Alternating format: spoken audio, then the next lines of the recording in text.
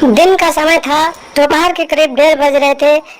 और राधे श्याम अपने पड़ोसन को अपने घर में ही घोड़ी बनाकर उसके साथ एकसठ बासठ वाला प्रोग्राम चला रहा था। तभी अचानक उसकी 12 साल की लड़की स्कूल से आ जाती है और फिर वो अपने पिता को अपने पड़ोसन के साथ एकसठ बासठ करते हुए पकड़ लेती है और फिर वो अपने पिता को न जाने क्या क्या बात कहने लगती है और फिर उसका पिता गुस्से में आकर उसे एक तमाचा मार देता है और फिर वो लड़की कहती है, तुम एक लड़की पे हाथ उठाते हो, तुम नामर्द हो, तुम मर्द नहीं हो। तो राधे श्याम जो होता है दोस्तों, बेहद ही शराबी होता है और फिर वो शराब के नशे में अपनी बेटी को पकड़ता है और फिर अपने कमरे में लेकर चला जाता है और फिर उसके साथ जबरदस्ती जोरदार तरीके से एकसठ बासठ वाला काम करने लगता है और बताता है, कहता है कि देख मेरी मर्दानगी, मैं नामर्द हूँ कि मर्द हूँ। नमस्कार दोस्तों, एशियन क्राइम अफेयर चैनल में आप सभी प्यारे दर्शकों का स्वागत है। दोस्तों, एशियन क्राइम अफेयर चैनल को आप सभी लोग सब्सक्राइब कीजिए, वीडियो को लाइक कीजिए और वीडियो को ढेर सारा शेयर भी कीजिए। दोस्तों, राधे श्याम की पत्नी की मौत हो गई थी और राधे श्याम अपनी पत्नी से बहुत ज्यादा प्यार करता था, तो उसके गम में पड़ गया और फिर उसके गम में जब पड़ गया तो फिर बीमार हो गया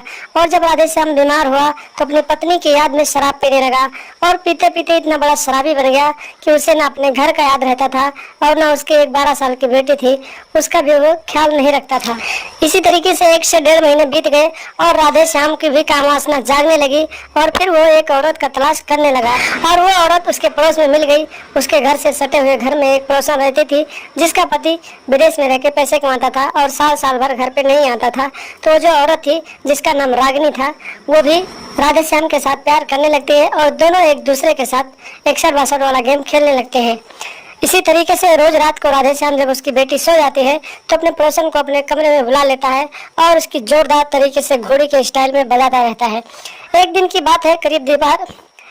की बात है, राधे श्याम की बेटी पढ़ने के लिए स्कूल गई हुई थी। दोपहर का करीब 1:30 बज रहा था। राधे श्याम दिन में ही अपने पड़ोसन को अपने रूम में बुला लेता है और फिर उसे निर्वस्त्र कर देता है और फिर उसे अपने बेडरूम में ले जाता है और उसे घोड़ी बनाकर उसका गेम बजाने लगता है। राधे श्याम अपने पड़ोसन के साथ इतने जोरदार तरीके से एकसठ बासठ वाला प्रोग्राम करता है कि उसके पड़ोसन की चीखें निकल जाती हैं और वो जोर जोर से चिल्लाने लगती है और उसकी सिसकारियां पूरे रूम में गूंजने लगती है। तभी अचानक राधे श्याम की 12 साल की बेटी घर पहुंच जाती है और फिर अपने पिता को अपने पड़ोसन के साथ एकसठ बासठ करते हुए सरेआम देख लेती है। जब वो अपने पिता को अपने पड़ोसन के साथ देखती है तो फिर पड़ोसन को उल्टी सीधी बातें कहने लगती है और अपने पिता को भी कहने लगती है कि तुम ये सब जो कर रहे हो गलत कर रहे हो, तुम बहुत ही खराब इंसान हो, अगर तुम्हें यही सब करना है तो तुम शादी कर लो। इतनी बात जब कहते हैं तो फिर राधे श्याम गुस्सा हो जाता है और फिर अपनी बेटी को एक जोरदार थप्पड़ मार देता है। जब राधे श्याम अपनी बेटी को थप्पड़ मारता है तो उसकी बेटी कहती है कि तुम मर्द नहीं हो, नामर्द हो, तुमने एक लड़की के ऊपर हाथ उठाया है, इसका मतलब तुमने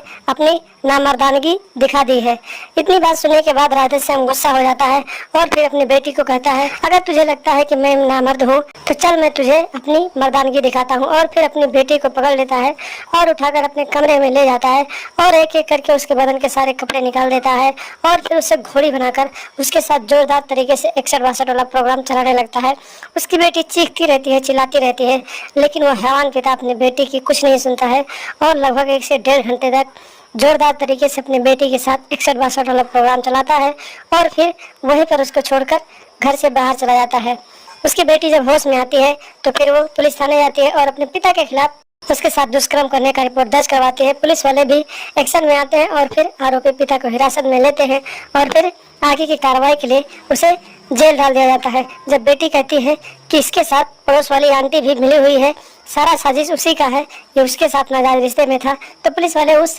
पड़ोसन को भी हिरासत में लेते हैं और फिर दोनों को जेल डाल देते हैं। तो दोस्तों, आप लोग भी सावधान रहें, सतर्क रहें और ऐसे हैवान लोगों की पहचान करें, उन्हें अपने घर ना आने दें और ऐसे लोग आपके आसपास भी हैं तो कृपया उनसे दूरी बनाकर रखें और लगातार हमारे साथ बने रहें। हमारे चैनल को सब्सक्राइब कर लें और हमेशा देखते रहें एशियन क्राइम अफेयर।